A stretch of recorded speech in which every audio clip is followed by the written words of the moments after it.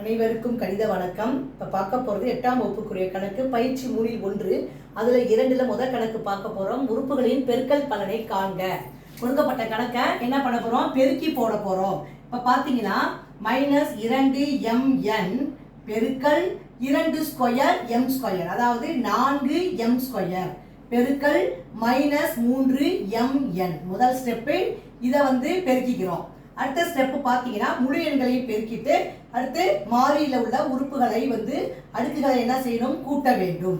கூட்டி போடணும். அப்போ -2 4 -3 இருக்கு. இது 3ஐயும் பெருக்கினால் -2 4ஐயும் பெருக்கினால் -8 -8ஐயும் -3ஐயும் பெருக்கினால் +24. 24 போட்டுக்கிறேன். அடுத்து m இங்கே 1 இருக்கு. 1 + இங்கே 2 + 1.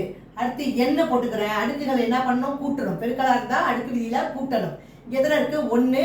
இங்கே ஒரு எண் இருக்கு. அப்ப பாத்தீங்கன்னா 24m 3 1 4 m அடுக்கு 4. அடுத்து n 1 1 கூட்டினால் 2 n அடுக்கு 2.